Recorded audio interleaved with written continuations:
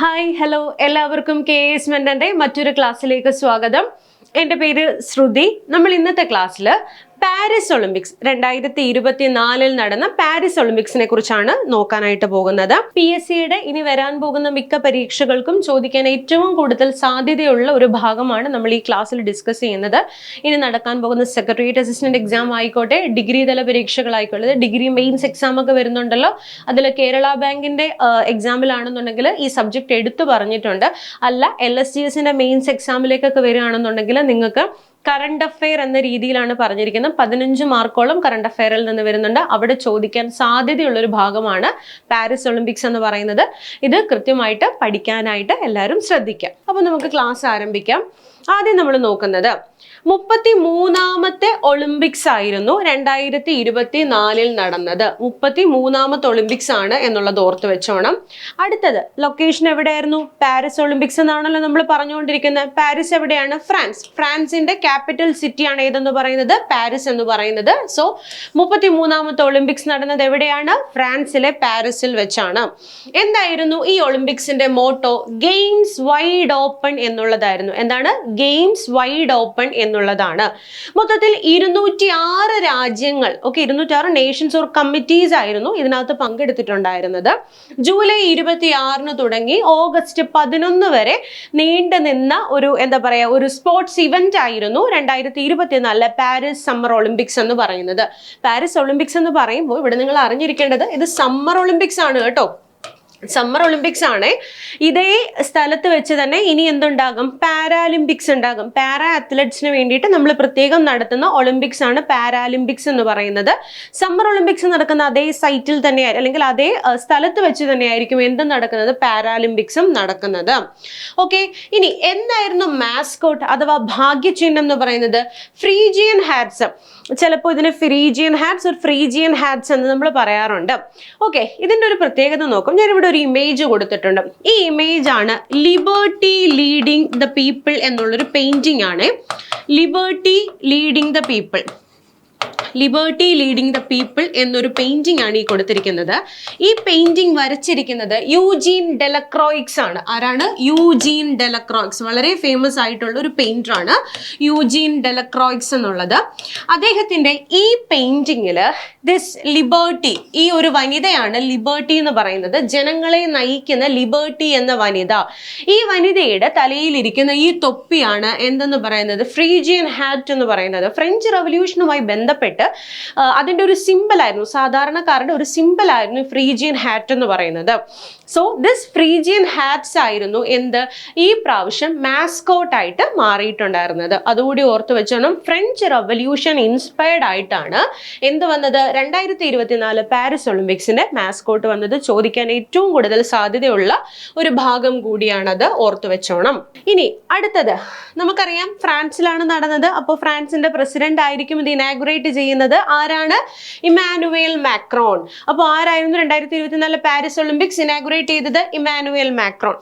പിന്നെ ഈ പാരീസ് ഒളിമ്പിക്സിന്റെ മറ്റൊരു പ്രത്യേകത, Paris became the second city to host 3 summer Olympics. 3 summer Olympics host ചെയ്ത രണ്ടാമത്തെ സിറ്റി ആയിട്ട് ഏത് മാറി? പാരീസ് മാറി. ഇതിനു മുന്നേ 1900-ലും പിന്നെ 1924-ലുമാണ് പാരീസ് സമ്മർ ഒളിമ്പിക്സ് ഹോസ്റ്റ് ചെയ്തിട്ടുള്ളത്. ഇപ്പോൾ 2024. ഇനി മറ്റൊരു പ്രത്യേകതയും കൂടി ഉള്ളത്, ഞാൻ പറഞ്ഞു 1924-ലാണെന്നുള്ളത് അല്ലേ. അതിനുശേഷം 100 വർഷം തികയുന്ന ഈ 2024-ലാണ് പിന്നെ എന്ത് സംഭവിക്കുന്നത്? ഫ്രാൻസിൽ അടുത്ത ഒരു ഒളിമ്പിക്സ് കൂടെ ഹോസ്റ്റ് ചെയ്യപ്പെടുന്നത്. പിന്നെ ഇത് എത്രാമത്തെ ഒളിമ്പിക്സ് ആണ്? സെക്കൻഡ് ഒളിമ്പിക്സ് ആയിരുന്നു. 1896-ലാണ് ആദ്യത്തെ ഒളിമ്പിക്സ് നടക്കുന്നത്. അതിനെ തുടർന്ന് 2000-ൽ രണ്ടാമത്തെ ഒളിമ്പിക്സ് നടക്കുന്നത് എവിടെയാണ്? ഫ്രാൻസിലെ പാരീസിൽ വെച്ചാണ്. ഈ പ്രത്യേകതകളൂടെ ഒന്ന് നോട്ട് ചെയ്യുക. പിന്നെ ഞാൻ ഇവിടെ പറഞ്ഞു second city to host 3 summer Olympics എന്ന് പറഞ്ഞാൽ, അപ്പൊ ഇതിന് മുന്നേ ഒരു സിറ്റി ഉണ്ട്. നിങ്ങൾക്ക് ആ ഉത്തരം ഒന്ന് കമന്റിൽ പറയാനായിട്ട് പറ്റുമോ? ഏതാണ് ഇതിനു മുന്നേ, പാരീസിന് മുന്നേ 3 തവണ സമ്മർ ഒളിമ്പിക്സ് ഹോസ്റ്റ് ചെയ്തിട്ടുള്ള സിറ്റി എന്നുള്ളതൊന്ന് പറയാം. ഇനി അടുത്തത്, ഈ ഒളിമ്പിക്സിൽ ആദ്യമായിട്ട് ഒരു ഇവന്റ് ഇൻട്രൊഡ്യൂസ് ചെയ്യപ്പെടാൻ, അതിന് നമ്മൾ ഡെബ്യൂട്ട് ഇവന്റ് എന്നുള്ളതുകൊണ്ട് ഉദ്ദേശിക്കുന്നത് ബ്രേക്കിംഗ് എന്നുള്ളതാണ്. നമ്മുടെ ബ്രേക്ക് ഡാൻസ് ഇല്ലേ, അത് തന്നെയാണ് ബ്രേക്കിംഗ് ഒരു ഒളിമ്പിക് സ്പോർട്ടായിട്ട് ഇൻട്രൊഡ്യൂസ് ചെയ്യപ്പെട്ട ഏത് ഒളിമ്പിക്സ് ആണ്? പാരീസ് 2024. അതുകൂടി ഒന്ന് ഓർത്തിരുന്നോണം. ദെൻ ഇന്റർനാഷണൽ ഒളിമ്പിക് കമ്മിറ്റിയാണ് ഒളിമ്പിക്സ് നടത്തുന്നത് എന്നുള്ള വിവരം എല്ലാവർക്കും അറിയാലോ. IOCയുടെ കറന്റ് പ്രസിഡന്റ് ആരാണ്?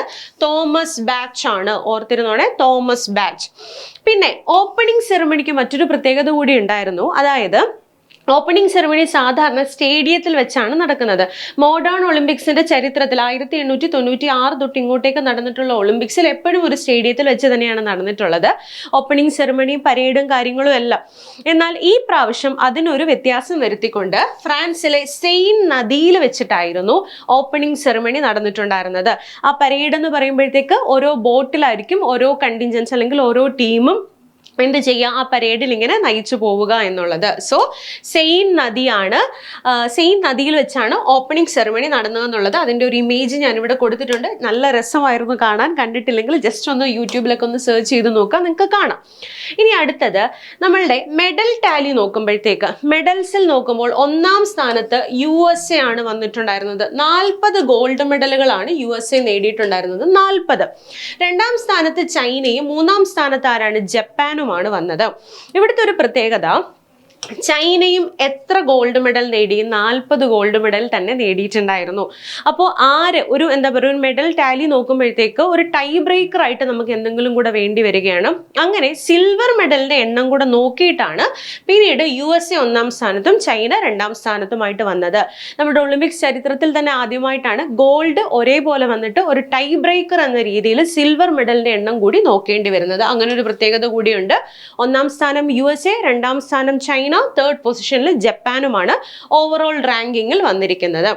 പിന്നെ അടുത്തൊരു പ്രത്യേകത, ഒളിമ്പിക് ടോർച്ച് റിലേ എന്നുള്ളത് വളരെ ഫേമസ് ആയിട്ടുള്ള ഒരു ഇവന്റ് ആണ്. ഒളിമ്പിക്സുമായി ബന്ധപ്പെട്ട് ഒളിമ്പിക്സ് നടക്കുന്ന സ്ഥലത്തിന്റെ ചരിത്രപ്രധാനമായ സ്ഥലങ്ങളിലൂടെ സഞ്ചരിച്ചു കൊണ്ടുള്ള ഒരു യാത്രയാണ് നമ്മൾ ഒളിമ്പിക് ടോർച്ച് റിലേ എന്ന് പറയുന്നത്. ഇതിനു വേണ്ടിയിട്ട് ആദ്യം ഒളിമ്പിക്സിന്റെ ഈ ഒരു ദീപശിഖ പ്രയാണം എന്നുള്ളതാണ് കേട്ടോ. ഇത് നമ്മൾ ഗ്രീസിൽ നിന്നായിരിക്കും ആരംഭിക്കുന്നത്. ഗ്രീസിൽ വെച്ചിട്ടായിരിക്കും ഈ ഒളിമ്പിക്സിന്റെ ദീപശിഖ അവിടെ വെച്ച് കത്തും. അതിനെ തുടർന്ന് അത് നമ്മൾ ഒരു ഹോസ്റ്റ് സിറ്റി ഏതാണോ അവിടേക്ക് കൊണ്ടുവന്ന് അവിടുത്തെ പ്രധാന സ്ഥലങ്ങളിലൂടെ ഇങ്ങനെ സഞ്ചരിക്കും. ഇതിനു വേണ്ടിയിട്ട് ഈ ഒളിമ്പിക് ടോർച്ച് ബിയറേഴ്സ് ആയിട്ട് നമ്മൾ കുറെ ആളുകളെ സെലക്ട് ചെയ്യും. ഇന്ത്യയിൽ നിന്ന് ഇത്തവണ സെലക്ട് ചെയ്യപ്പെട്ട ഒരു വ്യക്തിയാണ് അഭിനവ് ബിന്ദ്ര എന്നുള്ളത്.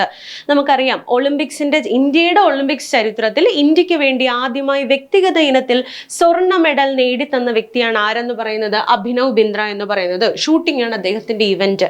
അതേപോലെ തന്നെ ഇന്റർനാഷണൽ ഒളിമ്പിക് കമ്മിറ്റിയുടെ അത്ലറ്റ്സ് കമ്മീഷനിലെ ഒരു മെമ്പർ കൂടിയാണ് ആരെന്ന് പറയുന്നത്? അഭിനവ് ബിന്ദ്ര എന്ന് പറയുന്നത്. സോ അദ്ദേഹം one of the torch bearer ആയിരുന്നു എന്നുള്ളത് ഓർത്തിരിക്കുക. ഇദ്ദേഹം ഈ ഒരു ഒളിമ്പിക് ടോർച്ച് റിലേ തുടർന്ന് ഇദ്ദേഹത്തിന് ഈ IOC international Olympic committee Olympic order എന്നൊരു ഓണർ കൂടി നൽകിയിട്ടുണ്ട്. ഒളിമ്പിക് ഓർഡർ എന്നുള്ളതാണ് ഇന്റർനാഷണൽ ഒളിമ്പിക് കമ്മിറ്റി നൽകുന്ന പരമോന്നതമായ ഒരു പുരസ്കാരമാണ് അല്ലെങ്കിൽ ബഹുമതിയാണ് ഒളിമ്പിക് ഓർഡർ എന്നുള്ളത്. ഈ ഒരു ബഹുമതി ആർക്ക് ലഭിച്ചിരിക്കുകയാണ്? അഭിനവ് ബിന്ദ്രയ്ക്ക് ലഭിച്ചിരിക്കുകയാണ്. അതുകൂടി ഓർത്തു വെച്ചോണം. ഇനി അടുത്തത്, ഓരോ തവണയും ഒളിമ്പിക്സ് നടക്കുമ്പോഴത്തേക്ക് നമ്മൾ ഈ മെഡൽ നൽകുമല്ലോ. ഗോൾഡ് മെഡൽ ഉണ്ട്, സിൽവർ മെഡൽ ഉണ്ട്, ബ്രോൺസ് മെഡൽ ഉണ്ട്. ഈ പ്രാവശ്യത്തെ ഒളിമ്പിക് മെഡലിന്റെ ഒരു പ്രത്യേകത, ഓരോ തവണ ഹോസ്റ്റ് സിറ്റീസ് ആയിരിക്കും അത് ഡിസൈൻ ചെയ്യുന്നത്. ഞാൻ ഇവിടെ നിന്ന് ഒരു ഡിസൈൻ കൊടുത്തിട്ടുണ്ട്. ഈ ഒളിമ്പിക്സ് മെഡലിൽ ഇതിന്റെ നടുക്ക് ഭാഗത്തായിട്ട് ഒരു ഹെക്സഗൺ ഷേപ്പിലുള്ള ഒരു മെറ്റൽ കൂടി ആഡ് ചെയ്തിട്ടുണ്ട്. Tokens of scrap iron from Eiffel tower construction. Eiffel ടവറിന്റെ ഒറിജിനൽ കൺസ്ട്രക്ഷൻ യൂസ് ചെയ്തിട്ടുള്ള സ്ക്രാപ്പ് അയൺ ഇവിടെ എന്ത് ചെയ്തിട്ടുണ്ട്? ഈ മെഡലിൽ നടുക്ക് ഒരു ഫ്രണ്ട് ഭാഗത്ത് നടുക്കായിട്ട് ഹെക്സഗൺ ഷേപ്പിലൂടെ വെച്ചിട്ടുണ്ട്. അങ്ങനെ ഒരു പ്രത്യേകത കൂടി ഈ പ്രാവശ്യത്തെ മെഡലിന് ഉണ്ടായിരുന്നു. ഇനി ഈ ഒളിമ്പിക്സ് മെഡലിന്റെ മറുഭാഗത്ത് ഗ്രീക്ക് ഗോഡസ് ആയിട്ടുള്ള നൈക്ക് ആയിരുന്നു ഉണ്ടായിരുന്നു കേട്ടോ. ഗ്രീക്ക് ഗോഡസ് ഓഫ് വിക്ടറി ആണ്. Greek goddess of victory Nike. പിന്നെ പനാത്തനൈക്ക് സ്റ്റേഡിയം പനാത്തനൈക് സ്റ്റേഡിയവുമായിരുന്നു ഇവിടെ ഉണ്ടായിരുന്നത്. ഈ സ്റ്റേഡിയത്തിന്റെ പ്രത്യേകത എന്താണ്? ഫസ്റ്റ് മോഡേൺ ഒളിമ്പിക്സ് നടന്നത് ഗ്രീസിലെ ഈ ഒരു പെർട്ടിക്കുലർ സ്റ്റേഡിയത്തിൽ വെച്ചിട്ടാണ്, പനാത്തനൈക് സ്റ്റേഡിയം എന്നുള്ളത്.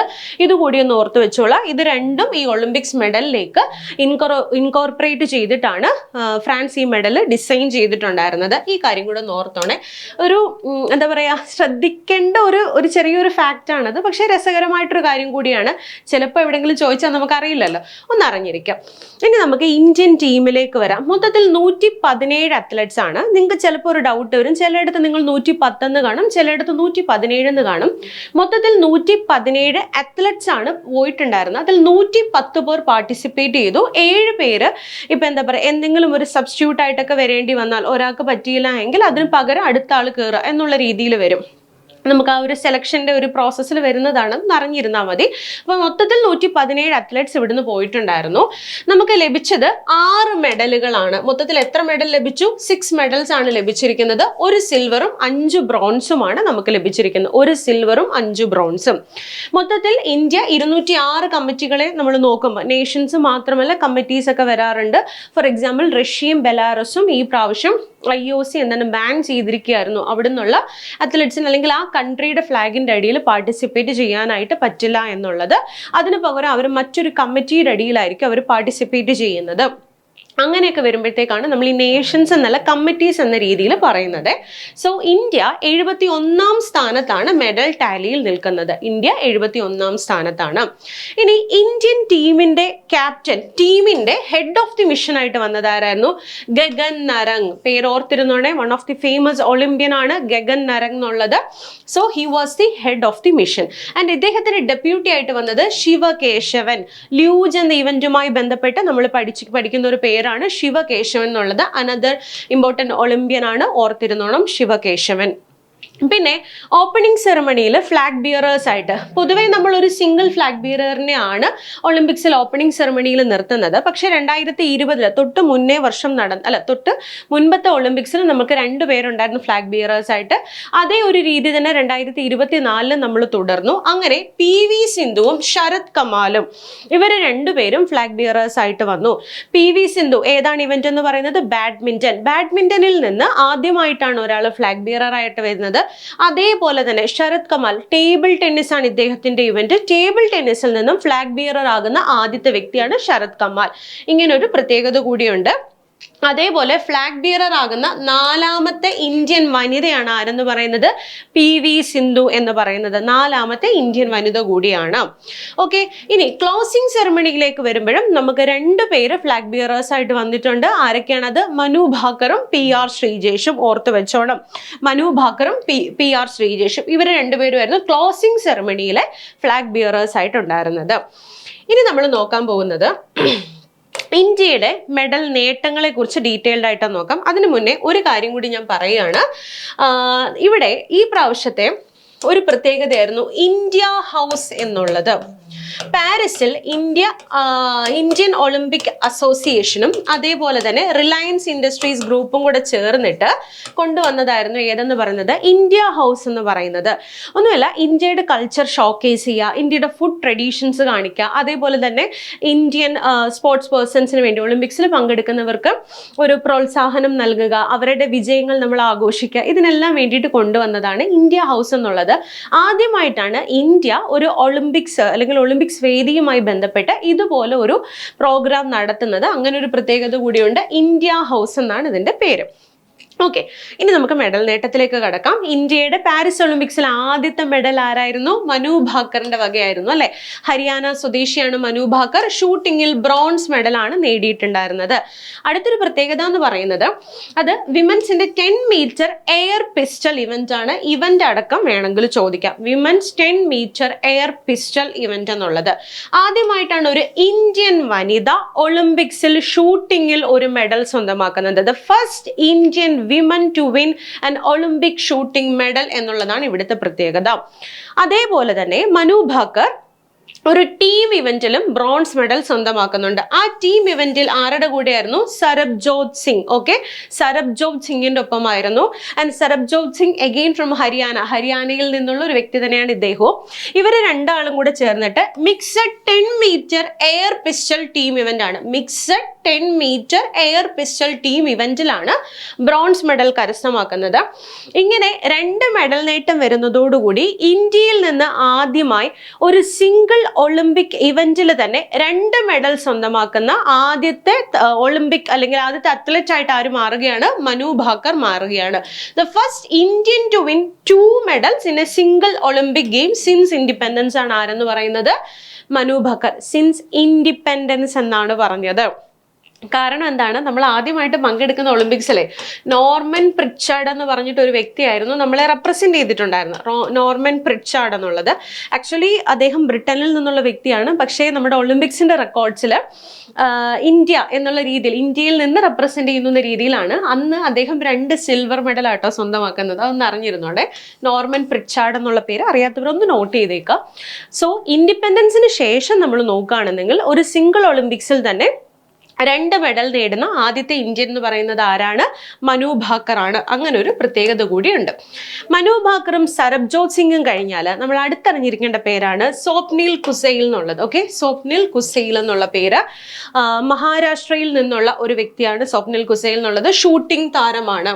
ഓക്കെ, മഹാരാഷ്ട്രയിൽ നിന്നുള്ള ഷൂട്ടിംഗ് താരമാണ് ഇദ്ദേഹം. ഇന്ത്യക്ക് വേണ്ടി ബ്രോൺസ് മെഡലാണ് സ്വപ്നിൽ കുസൈൽ കരസ്ഥമാക്കിയിരിക്കുന്നത്.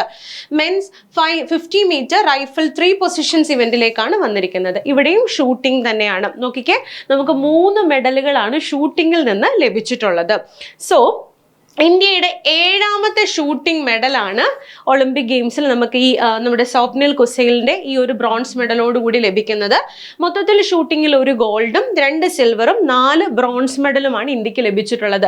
ആ ഒരു ഗോൾഡ് ആരുടെയാണെന്നുള്ളത് അറിയാലോ? നമ്മുടെ സ്വന്തം അഭിനവ് ബിന്ദ്രയുടെ. ഞാൻ ഓൾറെഡി അത് പറഞ്ഞതാണ്. പിന്നെ മറ്റൊരു പ്രത്യേകത എന്ന് പറയുന്നത് ഒരു സിംഗിൾ ഒരു സ്പോർട്ടിൽ ഒരു പെർട്ടിക്കുലർ, അതായത് ഷൂട്ടിംഗ് പോലെ ഒരു സ്പോർട്സ് ഇവന്റിൽ തന്നെ ഒരു സിംഗിൾ ഒളിമ്പിക്സിൽ നമുക്ക് ഒന്നിൽ കൂടുതൽ മെഡലുകൾ ലഭിക്കുന്നു എന്നൊരു പ്രത്യേകത കൂടിയുണ്ട്. So India's biggest medal haul in a sport in a single edition of Olympics എന്നൊരു പ്രത്യേകത കൂടി ഈ ഒരു മെഡൽ നേട്ടത്തോടു കൂടി നമുക്ക് ലഭിക്കുന്നുണ്ട്. അടുത്ത നമ്മൾ മെഡൽ നേട്ടം നോക്കാനായിട്ട് പോകുന്നത് ഹോക്കി അല്ലെ. നമ്മുടെ സ്വന്തം മലയാളത്തിന്റെ സ്വന്തം PR ശ്രീജേഷ്, അദ്ദേഹം ഗോൾ കീപ്പർ ആയിട്ട് നിന്ന നമ്മുടെ സ്വന്തം ഹോക്കി ടീം ബ്രോൺസ് മെഡൽ സ്വന്തമാക്കിയിരിക്കുകയാണ്. ആരെ പരാജയപ്പെടുത്തിക്കൊണ്ടാണ് ബ്രോൺസ് സ്വന്തമാക്കുന്നത്? സ്പെയിനെ പരാജയപ്പെടുത്തി ഹോക്കിയിൽ ബ്രോൺസ് മെഡൽ ഇന്ത്യൻ ടീം സ്വന്തമാക്കുന്നത്. 2020 ടോക്കിയോ ഒളിമ്പിക്സിലും ഇന്ത്യൻ ടീം ബ്രോൺസ് മെഡൽ തന്നെയാണ് സ്വന്തമാക്കിയിരിക്കുന്നത്. ക്യാപ്റ്റൻ ആരായിരുന്നു? ഹർമൻപ്രീത് സിംഗ്. ഇദ്ദേഹം തന്നെയായിരുന്നു ടോപ്പ് സ്കോറർ ആയിട്ടും വന്നത്. Goal keeper PR Sreejesh. Coach ആരായിരുന്നു? ഒന്ന് അറിഞ്ഞിരിക്കുക, ക്രെയ്ഗ് ഫുൾട്ടൺ. നമുക്ക് ഇതിനു മുന്നേ ചോദിച്ചിട്ടുണ്ട് ഗ്രഹാം റീഡ് എന്ന പേരല്ലേ. കഴിഞ്ഞ ഒളിമ്പിക്സിൽ 2020 ഒളിമ്പിക്സിൽ ഇന്ത്യൻ ഹോക്കി ടീമിന്റെ കോച്ച് എന്ന് പറഞ്ഞത് ഗ്രഹാം റീഡ് ആയിരുന്നു. ഇപ്പോൾ ആരാണ്? ക്രെയ്ഗ് ഫുൾട്ടൺ എന്നാണ് പേര്, ഓർത്ത് വെച്ചോണം. ദെൻ ഗോൾഡ് മെഡൽ കരസ്ഥമാക്കിയത് നെതർലൻഡും സിൽവർ മെഡൽ കരസ്ഥമാക്കിയത് ജർമ്മനിയുമാണ്. വനിതകളുടെ ഹോക്കിയിലും ഗോൾഡ് മെഡൽ കരസ്ഥമാക്കിയിരിക്കുന്നത് നെതർലൻഡ് തന്നെയാണ്, ഓർത്തിരുന്നോണെ. ഗോൾഡ് നെതർലൻഡ്, സിൽവർ ജർമ്മനി. പല പരീക്ഷകൾക്കും നമ്മുടെ അല്ലാതെ ഒരു ടീം ഇവന്റിലൊക്കെ ആണെന്നുണ്ടെങ്കിൽ അതിൽ ഗോൾഡും സിൽവറും ഒക്കെ നേടിയ വ്യക്തികളെ കുറിച്ചും ചോദിക്കാറുണ്ട്. സോ ഹോക്കി ഒന്ന് ഓർത്തിരുന്നോണം. ഇനി അടുത്ത നമ്മുടെ മെഡൽ എന്ന് പറയുന്നത് നീരജ് ചോപ്ര അല്ലെ. നമുക്ക് ലഭിച്ച ഒരു സിൽവർ മെഡൽ ഏതായിരുന്നു? ജാവലിൻ ത്രോയിൽ നമുക്ക് ലഭിച്ച സിൽവർ മെഡൽ ആയിരുന്നു. ടോക്കിയോ 2020 നമുക്ക് വേണ്ടി ജാവലിൻ ത്രോയിൽ ഗോൾഡ് മെഡൽ നേടിയത് ആരായിരുന്നു? നീരജ് ചോപ്രയാണ്. അദ്ദേഹത്തിന് ഈ പ്രാവശ്യം സിൽവർ മെഡലാണ് ലഭിച്ചിരിക്കുന്നത്. അദ്ദേഹത്തിന്റെ ഒപ്പം എന്താ പറയാ ഗോൾഡ് മെഡൽ, അദ്ദേഹത്തിനോട് മത്സരിച്ച് ഗോൾഡ് മെഡൽ സ്വന്തമാക്കിയ വ്യക്തി അർഷാദ് നദീം, പാകിസ്ഥാന്റെ അർഷാദ് നദീം ആയിരുന്നു. അവരുടെ സൗഹൃദത്തിന്റെ കഥ ചിലപ്പോൾ നിങ്ങൾ പലയിടത്തും അത് വായിച്ചിട്ടുണ്ടാവുമായിരിക്കും അല്ലെ. ജാവലിൻ, അതായത് നമ്മുടെ നീരജ് ചോപ്ര നൽകിയ ജാവലിൻ വെച്ച് പ്രാക്ടീസ് ചെയ്ത വ്യക്തിയാണ് ആരെന്ന് പറയുന്നത്? അർഷാദ് നദീം എന്ന് പറയുന്നത്. അവരുടെ അമ്മമാര് തമ്മിലുള്ള ഒരു സ്നേഹവും കാര്യങ്ങളൊക്കെ അല്ലെ, എന്താ പറയാ, രാജ്യങ്ങളുടെ വിദ്വേഷത്തിനൊക്കെ അപ്പുറമായിട്ട് മനുഷ്യന്മാർ തമ്മിലുള്ള ഒരു സ്നേഹത്തിന്റെ സിമ്പിൾ ആയിട്ടൊക്കെ നമ്മളത് കണ്ടിട്ടുണ്ടായിരുന്നു. Anyway, Neeraj Chopra silver medal, gold Arshad Nadeem ആയിരുന്നു. പാകിസ്ഥാൻ എന്നുള്ള വ്യക്തിയാണ് അർഷദ് നദീം. അതുകൂടി ഒന്ന് ഓർത്തിരുന്നോളാം, വേണമെങ്കിൽ ചോദിക്കാം. അടുത്തത് അമൻ സെഹ്റാവത്ത്. വളരെ ഇമ്പോർട്ടൻ്റ് ആണ് ഈ പേര്. റെസ്ലിംഗിലാണ് അമൻ സെഹ്റാവത്ത് ബ്രോൺസ് മെഡൽ കരസ്ഥമാക്കിയിരിക്കുന്നത്. ഈ മറ്റൊരു പ്രത്യേകത എന്ന് പറയുന്നത് നമ്മുടെ ഒളിമ്പിക്സിൽ മെഡൽ നേടുന്ന ഏറ്റവും യങ്ങസ്റ്റ് ആയിട്ടുള്ള ഇന്ത്യൻ ആണ് ആരെന്ന് പറയുന്നത് അമൻ സെഹ്റാവത്ത് എന്നുള്ളത്. The youngest Indian to win an Olympic medal. 21 വയസ്സാണ് അമൻ സെഹ്റാവത്തിന് ഈ മെഡൽ നേട്ടം കൈവരിക്കുമ്പോൾ. ഏത് ഇവന്റ് ആണ്? ഞാൻ പറഞ്ഞു റെസ്ലിംഗ് ആണ്. അതിൽ മെൻസ് ഫ്രീ സ്റ്റൈൽ 57 kg കാറ്റഗറിയിലാണ് അമൻ സെഹ്റാവത്ത് ഈ നേട്ടം കൈവരിച്ചിരിക്കുന്നത്. ഇത്രയാണ് നമുക്ക് ഇന്ത്യയുടെ മെഡൽ നേട്ടങ്ങളായിട്ട് എടുത്തു പറയാനായിട്ടുള്ളത്. ഇത്രയും കാര്യങ്ങൾ കൃത്യമായിട്ടൊന്ന് ഓർത്തിരിക്കുക. എക്സാമിന് എന്തായാലും ഇവിടെ നിന്ന് 1-2 ചോദ്യം വരാം. ചിലപ്പോൾ 3 ചോദ്യങ്ങളൊക്കെ തന്നെ ആ ഒരു ഭാഗത്ത്, ഇപ്പോൾ ഒളിമ്പിക്സ് എന്ന് പറയുന്ന ഒരു ഭാഗത്തു നിന്ന് അല്ലെങ്കിൽ ഒരു സിംഗിൾ പേഴ്സൺ റിലേറ്റഡ് ആയിട്ടൊക്കെ ചോദ്യങ്ങൾ വരാറുണ്ട്. ഇതൊന്ന് കൃത്യമായിട്ട് നോട്ട് ചെയ്ത് വെച്ചേക്കുക. സോ ഞാൻ ചോദിച്ചൊരു ചോദ്യം ഉണ്ടായിരുന്നു, അതിന്റെ ഉത്തരം കൃത്യമായിട്ട് എല്ലാവരും ചാറ്റിൽ പറയണം കേട്ടോ. അതായത് നമ്മുടെ ചോദ്യം ഇതായിരുന്നു, പാരീസിന് മുന്നേ സമ്മർ ഒളിമ്പിക്സ് 3 തവണ ഹോസ്റ്റ് ചെയ്തിട്ടുള്ള സിറ്റി ഏതാണെന്നുള്ളതാണ്. എല്ലാവരും അത് കമന്റിൽ പറയാം. നിങ്ങൾക്ക് ഈ വീഡിയോ ഇഷ്ടമായെങ്കിൽ ലൈക്ക് ചെയ്യുക, അല്ലെങ്കിൽ നിങ്ങളുടെ അഭിപ്രായങ്ങൾ തീർച്ചയായിട്ടും കമന്റ്സിൽ പറയുക. ഓക്കെ, നമുക്ക് മറ്റൊരു വീഡിയോയിൽ കാണാം. അതുവരെ താങ്ക് യു.